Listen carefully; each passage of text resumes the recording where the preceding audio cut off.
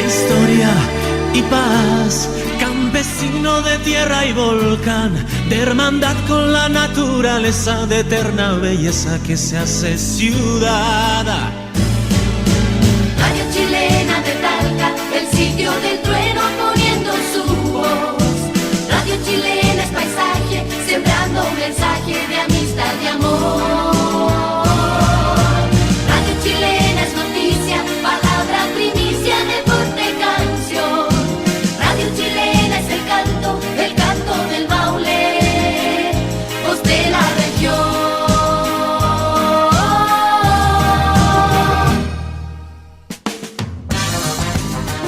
Radio Chilena y Fundación Crate presentan Caminos de Esperanza. Bienvenidos. Muy buenos días, como todos los jueves, a nuestro programa Caminos de Esperanza de la Fundación Crate, a través de tu radio chilena del Maule, y nos está sintonizando por 90.9 FM en Talca, 92.1 FM en Molina y 1090 AM en el Valle Central. Y bueno, quien les habla como todos los jueves, Jessie Vázquez, encargada de comunicaciones de la Fundación Crate. Bueno, también por acá tenemos el número fijo, el cual le vamos a dar para que si nos quieren hacer alguna pregunta con respecto al tema que vamos a estar conversando el día de hoy, es 712686116. También nuestro WhatsApp es +56 949 017 950. Nos puedes buscar por el Facebook de Radio Chilena del Maule, también por allí nos puedes hacer preguntas y estaremos respondiendo. ¿Ok? Nos puedes buscar también por el fanpage de Crate Fundación y por la página web de la Fundación Crate, donde estaremos poniendo nuestro programa del día de hoy. Bueno, está haciendo muchísimo frío, Mauricio. ¿Cómo estás, Mauricio? Muy bien, bueno, aquí tenemos en los controles a Mauricio Fuentes. Hay dos Mauricio, aquí me confundo.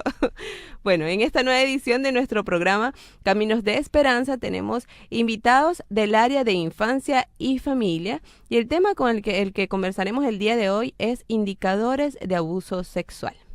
Okay, un tema bien importante para que nuestros auditores estén allí súper alerta también con sus niños. Y bueno, en este momento específicamente ellos vienen del PRM Feyentún de Curicó. Estamos hablando de nuestros especialistas, Carla Valderrama, trabajadora social. ¿Cómo estás, Carla? Muy bien, gracias. Gracias a ti por venir desde Curicó.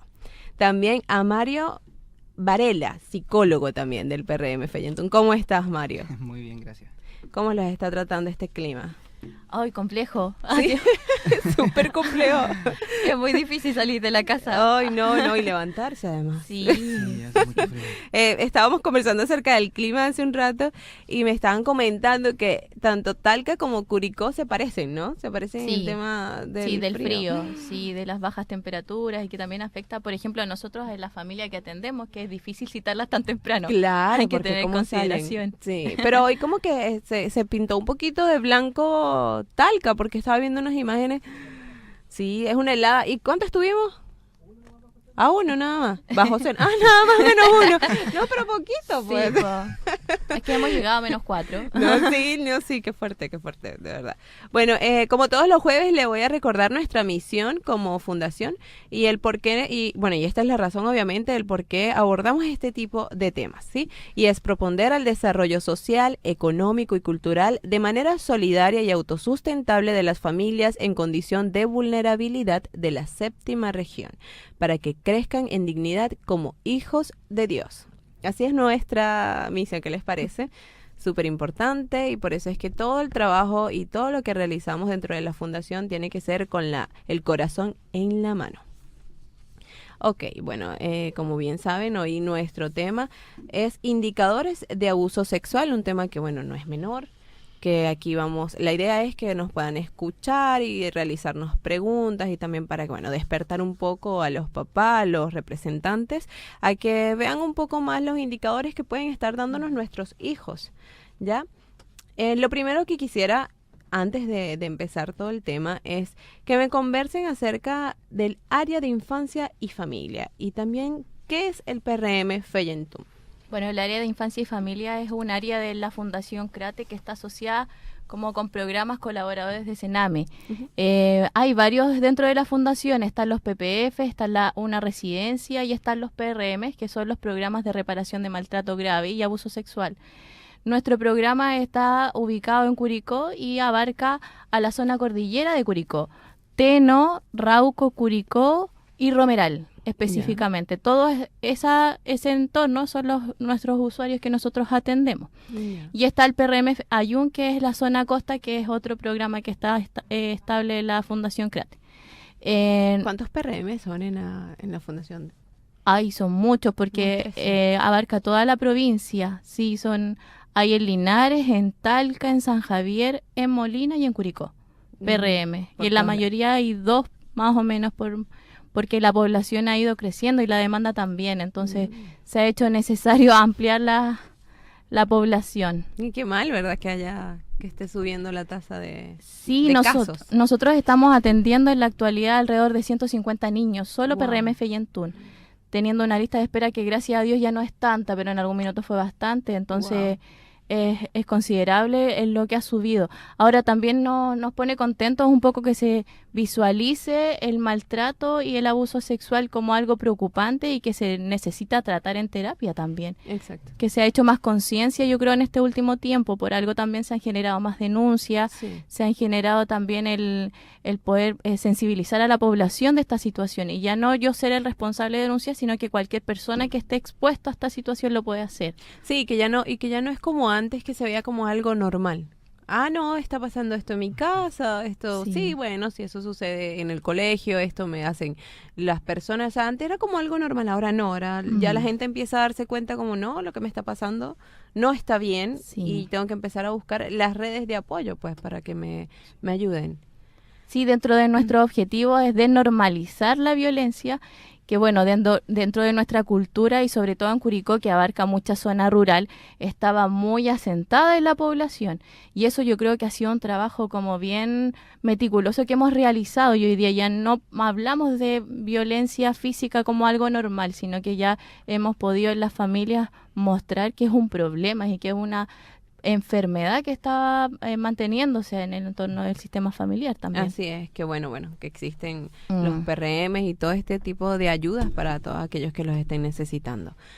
Pero quisiera también que me hablaran acerca sobre la definición de sexualidad para todos los que nos están escuchando. Bien. Bueno, según la Organización Mundial de la Salud, la sexualidad humana, ¿no es cierto?, es un aspecto súper importante dentro de nosotros, ¿verdad? Es un aspecto central, ¿verdad? Y que además está presente en toda la vida, a lo largo de toda la vida, ¿no es cierto? Van sucediendo cosas que son relevantes de tener en cuenta y de conocer. Y de ahí, bueno, lo que decía Carla también, de cómo nosotros tenemos que hacernos visibles de estos procesos, de que es algo que es inherente al ser humano, ¿no es cierto? Y que obviamente que van a suceder cambios en etapas de infancia, ¿no es cierto?, en adultez, y que hay que poner ojo a eso, de cómo estoy yo, cómo están los niños, si esto es normal o no es normal, y desde ahí que es súper importante. Abarca muchos aspectos, abarca el sexo, abarca las identidades, abarca la sexualidad, abarca los papeles del género, el erotismo, ¿no es cierto?, el placer, la intimidad, la reproducción, ¿no es cierto?, qué importante es, ¿verdad?, la orientación sexual, ¿verdad?, y se expresa de muchas maneras. ¿No es cierto? Cuando hablamos de sexualidad podemos entender que se expresa a través de los pensamientos, ¿no es cierto?, de las fantasías, de los deseos, de las creencias, ¿no es cierto? Qué importante es entender qué creencias están arraigadas, ¿verdad?, y qué tan comunes o normales son o qué no.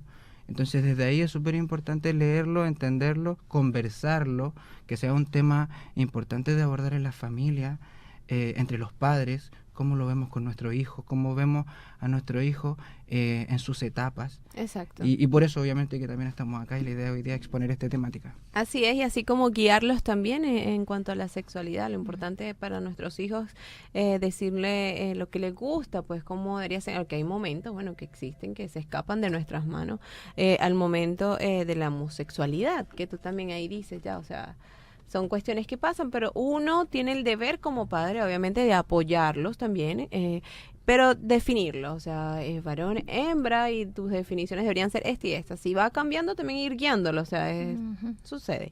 Ya, también quisiera, bueno, Ya cambiando un poco sobre la definición de sexualidad, esperando que los auditores no hayan entendido muy bien.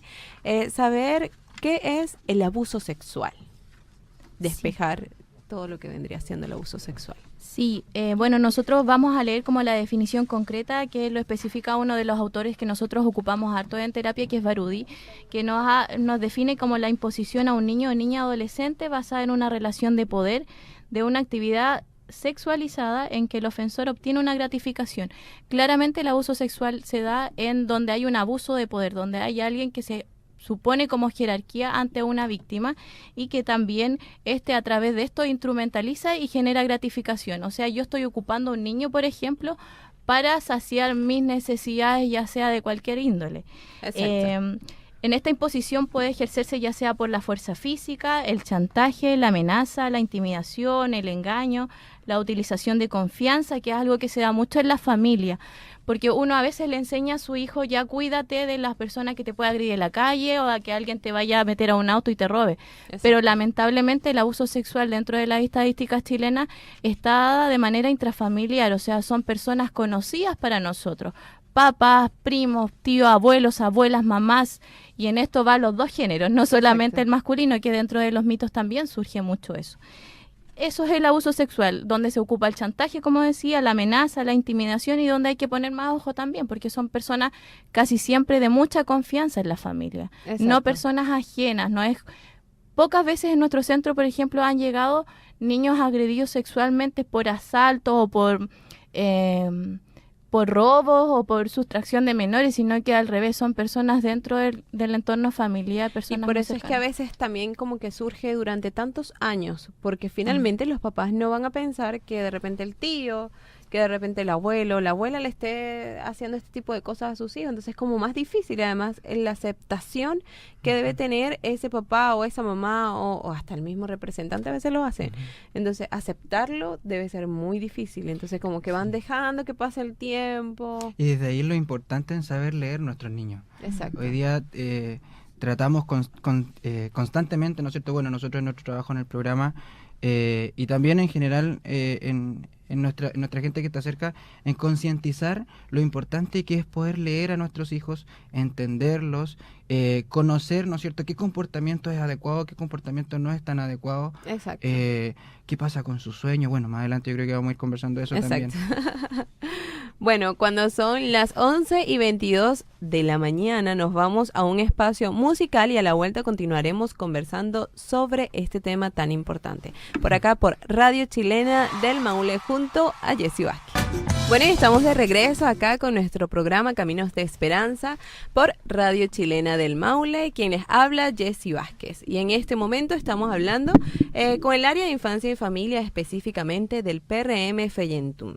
Nuestro tema que estamos abordando el día de hoy para todos los auditores que nos están escuchando es indicadores de abuso sexual. Para ello tenemos invitados a Carla Valderrama, trabajadora social del PRM, y también a Mario Varela, psicólogo del PRM. Hemos estado conversando sobre todo este tema y bueno, una de las cosas que quisiéramos que despejáramos acá para todos los que nos están escuchando en este momento, que es súper importante también, es sobre lo esperable y lo preocupante de la conducta del niño, niña o adolescente con respecto al abuso sexual. Eso es súper importante. Bueno, cuando nosotros estamos con nuestros niños, ¿verdad? Sabemos que tienen ritmo, que hay formas en las que ellos funcionan. El sueño, ¿verdad? El apetito, la relación con sus amigos, la motivación académica, ¿ya? Y estas cositas van cambiando.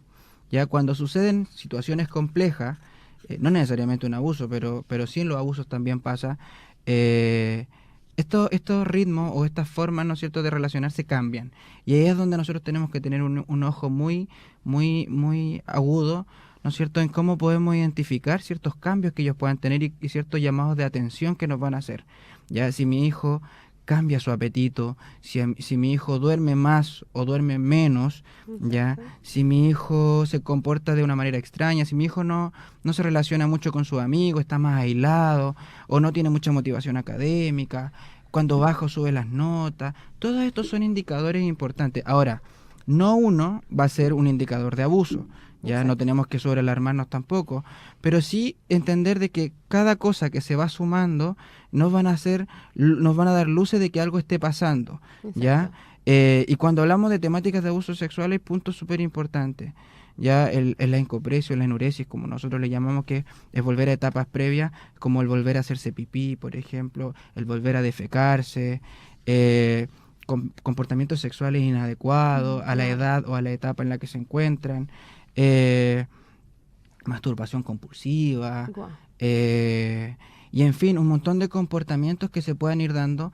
La responsabilidad de los papás es súper importante que sean capaces de verlo, ¿no es cierto?, de conversar con los hijos, de ¿Qué preguntar. está pasando? ¿Por qué obviamente, estás haciendo eso? justamente de indagar, ¿verdad? De buscar instancias para poder yo conversar con ellos y de poder saber qué cosas han ido sucediendo. Como decíamos delante, muchos de los abusos suceden en contextos familiares. Exacto. Ya, un gran porcentaje pasa en esto, entonces siempre hay un ambiente, ¿no es cierto?, de secreto, de chantaje, Exacto. y desde ahí hay que indagar, po. Nosotros como papás tenemos el deber, la responsabilidad de poder siempre estar preguntando con ellos, estar conversando con ellos, de tener conocimiento, observar, de exacto. observar muy bien lo que les pasa. Entonces desde ahí hay muchos indicadores como los que ya señalábamos. Sí, por ejemplo, ¿qué pasa con niños más chiquititos? Que a veces es difícil que ellos hablen porque no saben el lenguaje, no saben Exacto. cómo asociarlo a ciertas cosas. Entonces, ¿a qué podemos ponerle ojo? A los juegos. Exacto. Muchas veces los juegos uno logra identificar conductas erotizadas, el cómo se desenvuelve con sus pares. Muchas veces las detecciones las hacen en los jardines infantiles, entendiendo también que a veces empezó el niño a jugar al papá y a la mamá de manera compulsiva, o sea, todo el Exacto. tiempo está fijado en esa temática. Exacto. Así que ese es como datito para los niños más chiquititos que no tienen la posibilidad de comunicarse como nosotros un poco más resuelto, pero sí a través del juego. Si yo soy un papá que logra ver todos los cambios de mi hijo, me voy a poder dar cuenta de este juego un poco más traumatizado, como le llamamos Exacto. nosotros. Sí. Sí. Además que los hijos son el reflejo también de las acciones que los papás hacemos en la casa. Si los papás de repente, al momento hasta de tener intimidad o cualquier cosa, no se dan cuenta que está el niño, que tienen que tener cuidado con lo que, de que ellos están allí, ellos van a empezar a imitar y a hacer cosas. O sea, yo esto lo veo en mi casa y para ellos es normal porque ellos vienen como en blanco. O sea, todo lo que ellos ven, yo también lo voy a hacer. Sí. Es importante esclarecer eso, de que cuando estamos hablando de abuso, existen muchos sesgos respecto de qué es lo que es realmente un abuso, Exacto. ya donde muchas veces se normaliza el juego o se normalizan prácticas, ¿no es cierto?, sexuales que no son que no son adecuadas. Exacto. Y entender el abuso es entender que no solamente la violación es un abuso. Cuando hablamos de abuso hablamos de tocaciones, hablamos de exposición a pornografía, por ejemplo, cuando un niño le expone a uno más pequeño en pornografía o adultos exponen a niños más pequeños, exposición, ¿no es cierto?, del cuerpo de cada uno, y obviamente la violación y la penetración, y un montón de otros de situaciones que se puedan dar que están dentro de un contexto de abuso. ¿Ya? Entonces tenemos que tener la capacidad de poder identificar que realmente comportamientos son o no son adecuados y no normalizarlo, porque está muy Exacto. normalizado. No, es un juego, no, la verdad es que están explorando, la verdad es que no. Hay que ser muy minucioso en eso e indagar cuando veamos este tipo de comportamiento. ¿Y qué está sucediendo además? Porque el tema ahora tecnológico es algo, también dices, más allá de también ellos verlo en casa, es el tema de todos los accesos que ellos tienen dentro de la tecnología. Tanto en YouTube, de repente es normal. Mira, en algunos juegos a veces es normal y todo que dentro del juego existan hasta cuestiones eróticas.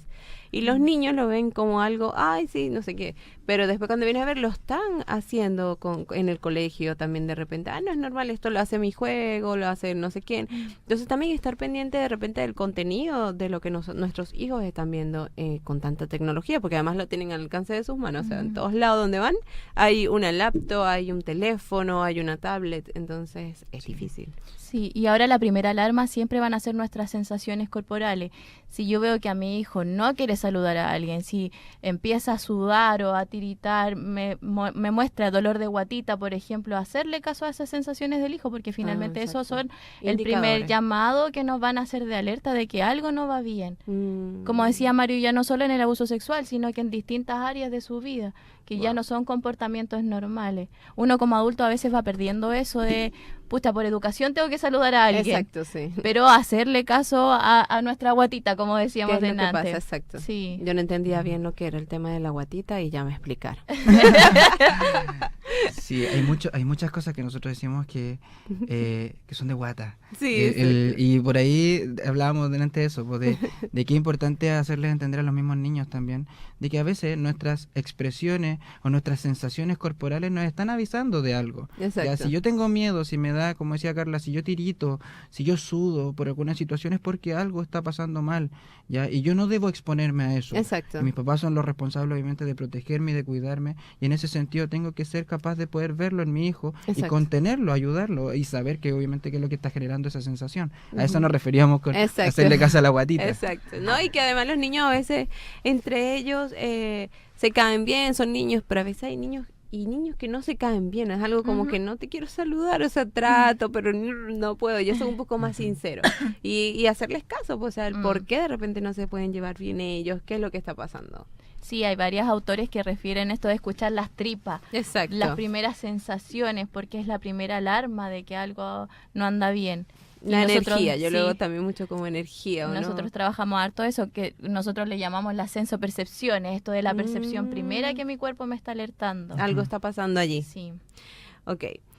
También quisiéramos saber un poco cómo o qué pasa si la interacción sexual es entre dos niños, entre un niño o un adolescente. Sí, es difícil responder eso. Porque, por ejemplo, ¿qué pasa si los dos niños son de la misma familia? Exacto. Son dos hermanos. ¿Qué hace Son- un papá en ¡wow! esa situación? Exacto. Pero lamentablemente, cuando hay dos niños, existen ciertos indicadores específicos de cómo distinguir entre el agresor y el agredido. En esto nosotros siempre diferenciamos a través de la edad. Por ejemplo, si tienen 2, 4 años de diferencia, ya hay alguien que está sometiendo a otra persona y ese es el agresor. Si se vuelve más hostil, si empieza a generar sumisión en el otro, eso ya es un agresor. Claro. Y nosotros atendemos a las víctimas, porque para los agresores de estos niños o adolescentes que se vuelven un poquito así, porque también ellos han vivenciado una vulneración, tienen otro programa que se llama Exacto. Paz. Ah, Sí. ok. ¿Y cómo vendría siendo de repente al momento de darse cuenta un apoderado o también en el colegio que él está siendo abusado, se podría decir, por su propio hermano, por su propio primo? O sea, ¿cómo se maneja en este tema de las redes para poder decir lo que está sucediendo?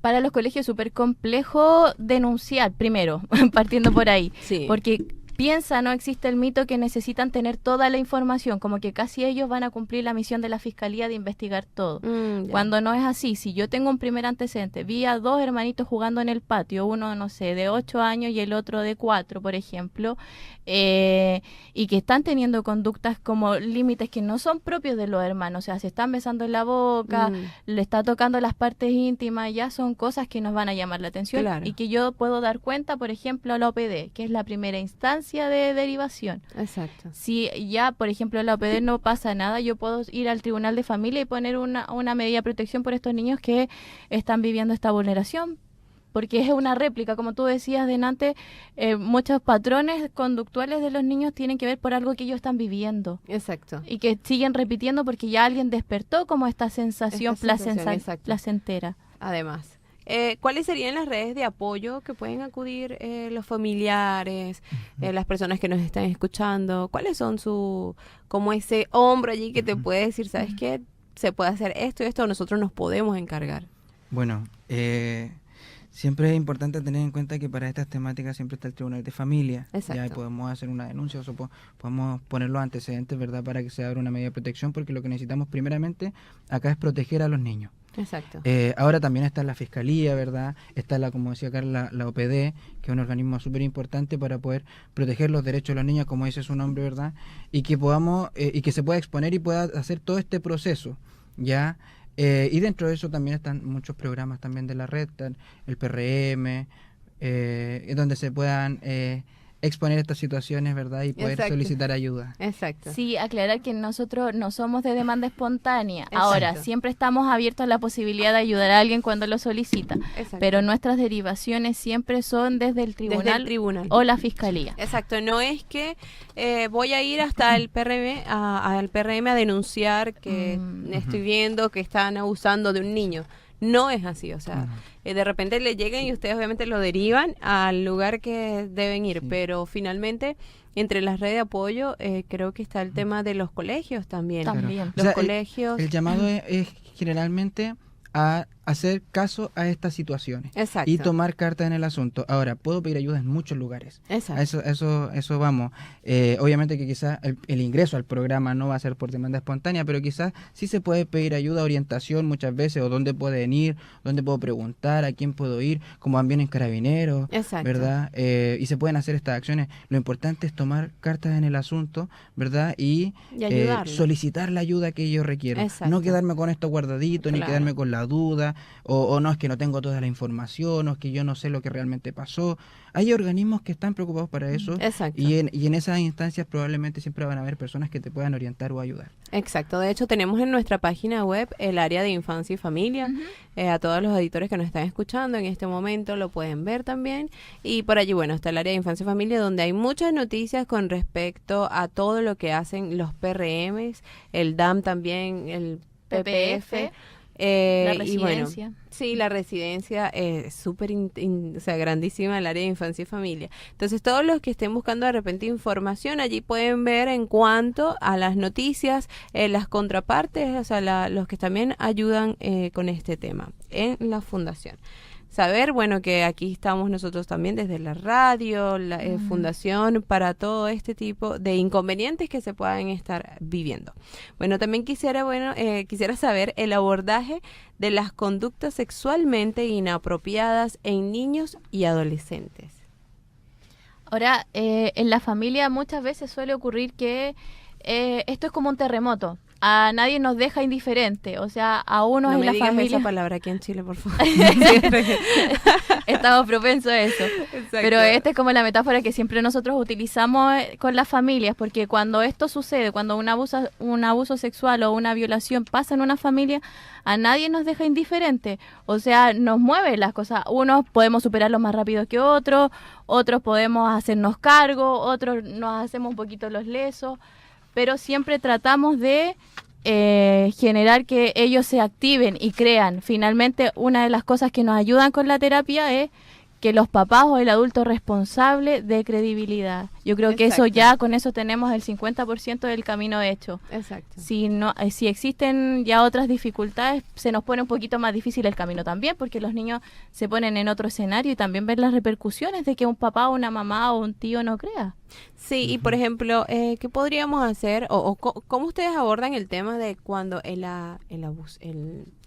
abusador se diría? Agresor. El agresor, exacto, está dentro de nuestro núcleo familiar, o sea que es un golpe finalmente para la familia, tanto emocional, ya como de lo que estén viviendo en este momento sexualmente. ¿Cómo lo abordan? ¿Qué hacen ustedes como psicólogo y trabajadora social para ayudarlos a ellos con esto?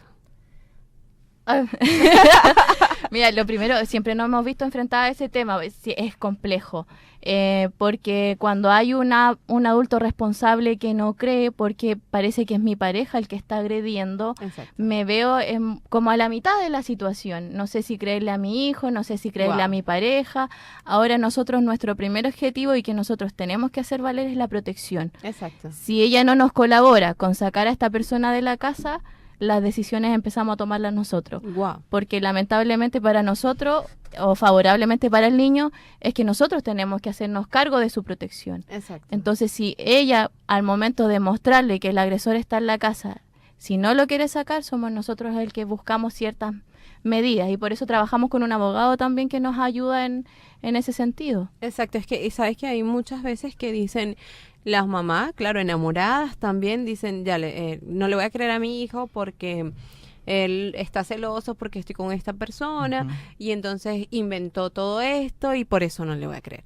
Yo creo que también allí hay un problema grave porque nada más el que pienses que tu hijo puede inventar algo tan difícil, ¿verdad? Es como, wow, o sea, allí es como, es difícil. Yo me imagino ustedes que en el sentido como profesionales, cómo abordarlo, o sea, cómo decirle, ya, o sea, pero cómo su hijo va a decir algo tan grave, y si lo está diciendo, y si es verdad y está mintiendo, tiene que también buscarse usted dentro de la crianza que le está dando, cómo puede él decir este tipo de mentiras o qué tipo de amistades, o sea, yo creo que es toda una red impresionante. ¿Qué tipo de amistades entonces tiene su hijo también que es capaz de decir este tipo de mentiras si usted no le ha enseñado este tipo de mentiras? Sí, qué importante es creerle a los hijos. Qué importante es que entender de que, como Eso. decías tú, de que efectivamente no podemos dudar de lo que a ellos les pasa, de lo que ellos Exacto. sienten, de lo que ellos dicen. Ya tenemos que creerle porque somos la figura de protección. Ahora, hay organismos que van a esclarecer las situaciones, pero obviamente que yo como primera instancia tengo que buscar la forma de proteger a mi hijo. Exacto.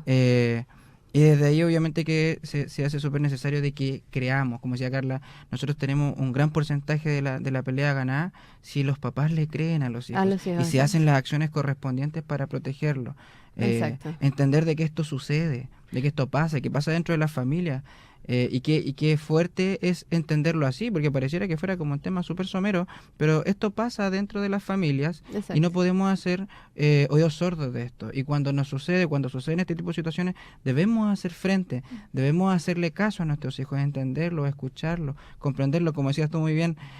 ¿Por qué mi hijo va a mentir con algo tan grande, Exacto. con algo tan importante? Exacto. A veces las familias piensan, no, es que él quiere ganar, que yo lo saque de la casa porque Eso, está celoso. eso, exacto. Y yo le pregunto, ¿pero qué ha ganado hasta ahora? O sea, que esté expuesto a muchos psicólogos, que esté expuesto a la policía, que esté Wow. expuesto. Entonces, ¿cuál es la ganancia? ¿Ha ganado algo o no? Y ahí queda mirando, en realidad no van a inventar algo que en realidad les ha perjudicado más que ha ganado. O sea, no nos podemos hacer los locos con esto de que es un tema fácil para los niños Claro. exponerse a muchos profesionales que hacen las mismas preguntas reiteradas Uy, veces. sí, y lo vuelven a vivir el momento. Eh, Y en cuanto a la mamá, ustedes tienen que abordar el tema de ella psicológico también, o sea, el por qué quiere cerrar los ojos en cuanto a esto, yo creo que eso también ahí es súper Sí. difícil. Bueno, nosotros hacemos un trabajo en conjunto, ¿no es cierto? Ujú. Generalmente con los adultos responsables, con los papás. Decimos adultos responsables porque hay muchas familias en donde no necesariamente son los papás los que van con los Los chicos. que van con los Ya, chicos. ahí tenemos abuelos, abuelitas, Tías. tías, ¿no es cierto? Que van acompañando a los niños, ¿no es cierto? O que viven con ellos, porque sabemos también de que las familias se construyen de muchas maneras. Sí, No totalmente. necesariamente va a ser dos papás y un niño, hay Así muchas es. familias distintas. Entonces, nosotros trabajamos tanto con la familia como con los niños. Exacto. Hacemos un trabajo, si bien diferenciado en términos prácticos en las sesiones, pero siempre va de la mano uno con otro, Exacto. trabajando obviamente la temática de protección, la reparación, el apoyo al niño, el trabajo, cómo debo yo abordar ciertas temáticas, ciertas cosas que van sucediendo, ciertos síntomas, ciertos signos, como adulto, ¿verdad? Tengo que saber cómo abordar estas situaciones y por Exacto. otro lado, obviamente, la reparación del daño con el niño, Exacto. la reconfiguración de muchas cosas que se van a ir, obviamente, ahí modificar producto de un daño, ¿no es cierto?, de un maltrato tan grande como es un abuso. Exacto. Sí, y también se hace terapia con los papás, o sea, no solamente la reparación va con el niño, sino que con los adultos, porque ellos también se ven muchas veces cuestionados de su rol, se ven culpables de lo que Sí. sucedió. Fallé. A Es ver, lo primero entonces, que deben sí, sentir, o sea, sí. fallé como papá, fallé como mamá. Entonces uno también repara. Y pasa muchas veces que como a veces ciertas situaciones de abuso son transgeneracionales, o sea, vienen de generación en generación, donde uno también termina haciendo terapia no solamente con la familia respecto a la situación que en la actualidad fueron derivadas al programa, sino que situaciones que han ocurrido en el pasado también. Entonces lo replican también a veces. Sí, y se repara en ellos también el propio dolor Exacto. de haber porque sido ellos un niño víctima de abuso. Una vez escuché en una capacitación que era un psicólogo y decía, a veces el papá o la mamá tiene una niña y quiere esa niña dentro, o sea, el psicólogo también dentro de sí tiene una niña, o la psicóloga, que está llorando y está pidiendo ayuda también, a que sea escuchada por lo que pasó. Entonces, no es nada más el tema, sí está bien el tema de la vulneración con el niño, de que hay que ayudarlo psicológicamente, todo esto, pero también préstenle atención al papá y a la mamá. ¿Qué pasó? ¿Por qué hicieron esta acción? ¿O por qué encubrieron esta acción? Tienen que prestarle atención también al niño o a la niña que existe dentro de esos representantes también, el por qué existen este tipo de abusos. Y también reparar en ese momento. Y él decía que la palabra reparación no le gustaba mucho. porque no eran objetos, pero que finalmente ya es la palabra que existe. Entonces ya es la palabra que existe y dice, ellos también hay que darle el apoyo y la ayuda y que termine de sanar y de llorar de repente esa niña interna que tiene y sacar ese dolor, para que esa familia continúe hacia adelante, para que para una mejor sintonía. También quisiera saber un poco sobre lo esperable y lo preocupante del tema. Sí, ahora siempre lo preocupante va a ser lo exacerbado, los extremos. O sea, por ejemplo, mi hijo había aprendido, como decíamos delante, a controlar la orina y después ya dejó de nuevo y empezó a ocupar pañales. Eso ya va a ser una situación preocupante. O, por ejemplo, mi hijo no tenía cambios bruscos de estados de ánimo y ahora sí los tiene. Exacto. Es más irritable, se pone más sensible con ciertas cosas.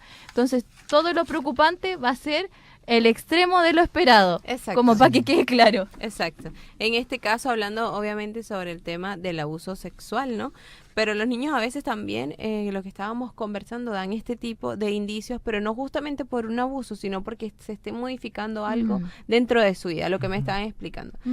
Porque seguramente los auditores también que nos están escuchando, ya mi hijo debe está pasando esto, a lo mejor también está siendo abusado. No, existen también otro tipo de cosas, cambios que ellos también realizan este tipo de situaciones. Por eso decíamos que hay cosas que son obviamente preocupantes, y que obviamente que tenemos que poner el ojo ahí, y que si se van juntando una con otra ya podríamos estar hablando quizás de un posible abuso, ¿ya? Pero no necesariamente una de manera aislada, como decía adelante, no, si mi hijo deja de dormir o duerme mucho va a ser un indicador de abuso, no puedo yo generalizar ni sobrealarmar, ¿no es cierto?, sobrealarmarme como papá, pero sí son llamados de atención. Exacto, Son formas que hay que prestar atención.